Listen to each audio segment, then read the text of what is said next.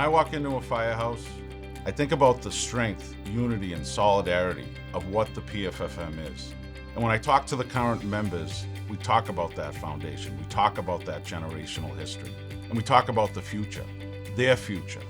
Those firefighters in that firehouse know that the PFFM is there for them, has their backs, whatever their need may be. Growing up in a firehouse and getting to know the firefighters that my father worked with for many years, they very much became part of our family and still are. It doesn't matter where you're from. It doesn't matter if you're from a 4-person local or a 1,500-person local or a 5,000-person local. We all do the same jobs. We all have the same dangers. We all face the same kind of things on a daily basis. So having that commonality with one of your peers is kind of an easy place to get to because we all kind of talk the same language. The greatest strength we have, simply put, is each other. It's the unity that we have. It's the people that we are. It's the level of what we demand of each other. It's the fact that when we walk into a rep's office or a senator's office or the governor's office or the treasurer's office and we speak, we're speaking with one voice. The PFFM is a powerful and effective organization to change public policy here on Beacon Hill. Everything we do revolves around the signature of a politician, whether it be the budget or training or anything like that. We need to be politically active. I mean, these bills don't happen just because we all love firefighters. They happen because they convince us that this is the right thing to do long-term for the health of the firefighters and for the safety of the public good. Every day, the PFFM is working towards making the environment of a firefighter safer, which allows you to go home and take care of your family. When I first come on, we used wooden ladders. They don't use wooden ladders anymore. So we didn't have turnout gear. Now everybody has turnout gear. We just had hip boots and a coat and a helmet. Most of our, 107-year history in the IFF and 80-year history in the PFFM, behavioral health was not a focus of any fire organization. That has only come with, the overcoming, so to speak, the stigma surrounding that. We have over 200 members across the PFFM trained in peer support. No one's drafted into the fire service. We all sign up to be firefighters. We all, I believe, have an idea of what we're going to see, and that it's going to be different than most careers. Most people are never going to need this program.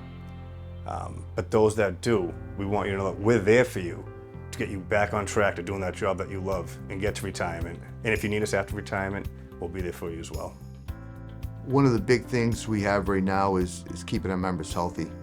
And cancer is really, really bad in the fire service right now. The PFFM has provided multiple free tests for our members, and that's how I was detected. So prior to my test in August, at the educational seminar, I had passed my physical with the PSA test, and I actually had received life insurance. I had no signs of cancer. If it wasn't for this test, it would have went undetected for unknown how long. So this was instrumental to get these tests done. We've done a lot in the PFFM with offering cancer screenings, and a lot of that is out of our own pocket or through fundraising. Some locals have done a great job with incorporating that into their contracts and their benefits, but we need an overall fix in that kind of wheelhouse. So that's one major piece of legislation, priority piece, that we're looking forward to.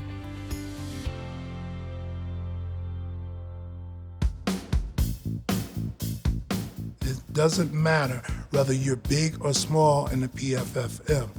We all learn from each other and take that knowledge and make our unions stronger.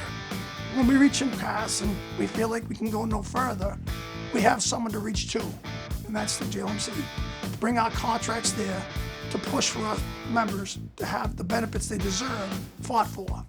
We've been very successful. We represent all departments, small, large there. And they've come through time and time again with awards that show that the committee works. We're the only state union in the country that has a committee like this. Our membership has had the privilege of using the PFFM resources. Most recently, we were able to enter into the JLMC for contract negotiations. And through the JLMC and their mediation, we were able to successfully bargain and settle on a contract that was one of the best we've seen in about 20 years. So in Lexington, we try to handle a lot of the issues at our local level, but we know that if we need the PFFM, it's like calling our big brother, that they're going to be there for us in our fights. And that's something that's known across the state, from local elected officials to state reps and state senators, all the way up to constitutional officers, that the PFM represents strength, and they're going to join any fight that needs to be taken on. The downturn in the economy in 2009, I got laid off, and that's where I got hooked with the PFFM and what this organization does. You know, I liked that the organization was providing guidance for someone at the time that was very new, but I also liked that it's a solution-based group, right? I'm not comfortable with sitting around the kitchen table and complaining the way things are. I like solutions, and that's what this organization does.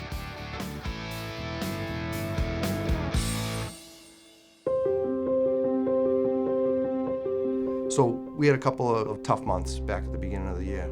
And from a larger local, you know, we went right to work to do our business, to take care of the families, take care of funerals, things like that. But the PFFM immediately was right there to assist us. They never forced anything on us. They said, we're here, this is what we can offer you, this is whatever you need. And on a personal level, those guys were calling me on a daily basis to see how I was doing mentally. Like there was a lot going on, there was a lot of moving parts. Like, hey, how are you doing? How are you holding up? I think that's when I talk about the brotherhood of the PFFM and what that means. I got hundreds of calls and text messages within days offering assistance, support, and just reaching out to see how we were doing.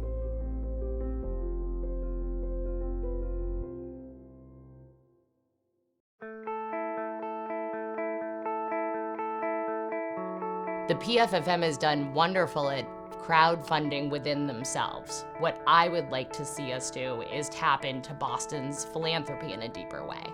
One of the initiatives that the PFFM Foundation supports throughout Massachusetts is Operation Warm.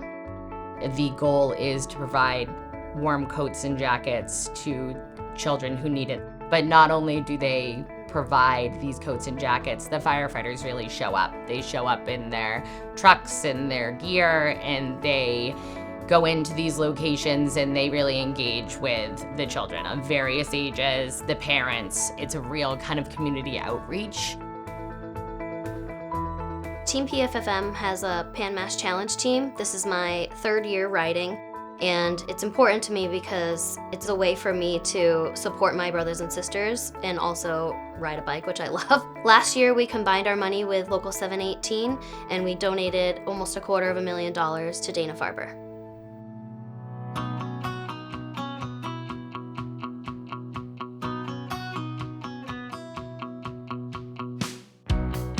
For me, I can't wait to see where this PFFM goes. 10 years, 20 years out, we have phenomenal young leaders coming up through the ranks in our locals, and I can't wait to be part of it. It is gonna grow, it's already growing.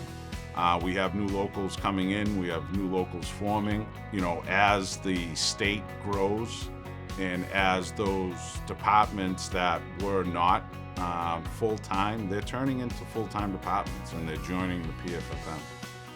We have a bright future ahead of us in the PFFM, and it's all because of the membership.